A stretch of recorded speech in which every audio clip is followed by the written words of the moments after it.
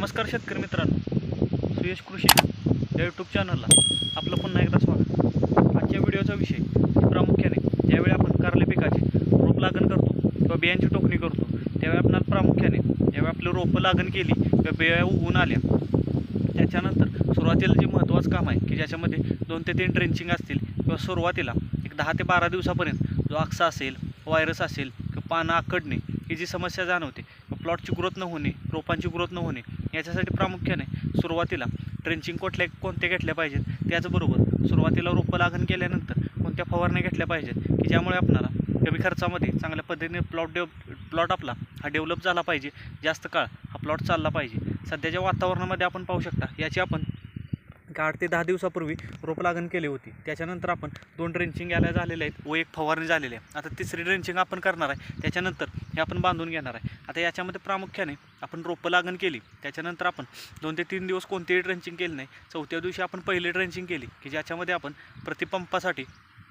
Capital ॲग्रोचं आपण sprout हे प्रतिपंपासाठी 50 ml, त्याच्यासोबत 19-19-19 ही खताची ग्रेड 100 ग्रॅम व 22 टीन हे 20 ग्रॅम याची पहिली ड्रेंचिंग केली। त्याच्यानंतर 2 ते 3 दिवस गॅप दिला, 2 ते 3 दिवसानंतर आपण इसाबियन हे प्रतिपंपासाठी 40 ml, त्याच्यासोबत स्लेअर प्रो हे प्रतिपंपासाठी 50 ml व त्याच्यासोबत 1261 हे खत प्रतिपंपासाठी 150 ग्रॅम अशी दुसरी ड्रेंचिंग केली। आपण 2 ड्रेंचिंगमध्ये पूर्ण प्लॉटमध्ये अशा पद्धतीने शेंडा पूर्ण चालू आहे, चांगल्या पद्धतीने प्लॉटची ग्रोथ असेल किंवा पूर्ण प्लॉटमध्ये सगळ्या ठिकाणीच आपण पाहू शकतो अशा पद्धतीने शेंडा चांगला चालू झालेला आहे, पूर्ण रोपं ही चांगल्या पद्धतीने सेट झालेले आहेत। त्याच्यानंतर आपण एक फवारणी केली की ज्याच्यामध्ये बायोझाईम हे 25 ml, त्याच्यासोबत रोको हे 15 लिटरच्या पंपासाठी 15 ग्रॅम, त्याच्यासोबत 113624 जी ICL कंपनीची स्टार्टर ग्रेड आहे ते प्रतिपंपासाठी 30 ग्रॅम फक्त आपण घेतली व ॲडमायर हे 2 ग्रॅम याचा फक्त एक स्प्रे झालेला आहे। आता उद्या किंवा परवा आपण याच्यावर वातावरण जसं आपल्याला कव्हरेज मिळणार आहे त्याच्यानंतर आपण बेनिविया हे प्रति लिटर पाण्यासाठी 1.5 ml असं घेऊन आपण स्प्रे देणार आहे। त्याच्यानंतर एक स्प्रे देणार आहे की ज्याच्यामध्ये बायोविटा हे प्रति लिटर पाण्यासाठी 2 ml, त्याच्यासोबत आपण जे आपल्याला जंप पाहायला मिळतं ते 2 ग्रॅम व त्याच्यासोबत एक चांगलं बुरशीनाशक, मग त्याच्यामध्ये ॲमिस्टार टॉप असेल किंवा आपण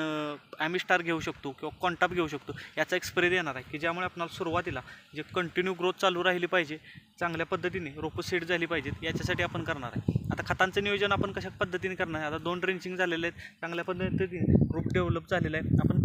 थोडासा बेसल डोस सुद्धा याला घालून घेतलेला आहे। आता याच्यानंतर आपण खतांचं नियोजन याच्यामध्ये पहिलं ड्रिपचं ॲप्लिकेशन देणार आहे की ज्याच्यामध्ये कॅपिटल ॲग्रोचं स्प्राउट हे प्रति एकरासाठी आपण 2 लिटर, त्याच्यासोबत 1261 हे 4 किलो, मॅग्नेशियम सल्फेट हे 5 किलो हे पहिलं ड्रिपचं ॲप्लिकेशन देणार। त्याच्यानंतर 2 ते 3 दिवसानंतर आपण दुसरं ड्रिपचं ॲप्लिकेशन देणार आहे की ज्याच्यामध्ये आपण 13-40-13 हे प्रति एकरासाठी 5 किलो हे देणार आहे। त्याच्यानंतर आपण सल्फरचं एक ड्रिपचं ॲप्लिकेशन देणार आहे की ज्यामुळे आपल्याला चांगल्या पद्धतीने कमी खर्चामध्ये प्लॉटची ग्रोथ ही कंटिन्यू राहिली पाहिजे, चांगल्या पद्धतीने शेंडा चालू राहिला पाहिजे, व्हायरस असेल, आक्सा असेल हा कोणत्याही पद्धतीने आला नाही पाहिजे। तर चला, आपल्याला आजचा व्हिडिओ कसा वाटला हे कमेंटच्या माध्यमातून जरूर कळवा। तसेच जर आपण चॅनेलला प्रथम आला असाल तर चॅनेल नक्की सबस्क्राईब करा, व्हिडिओला लाईक व शेअर नक्की करा। धन्यवाद।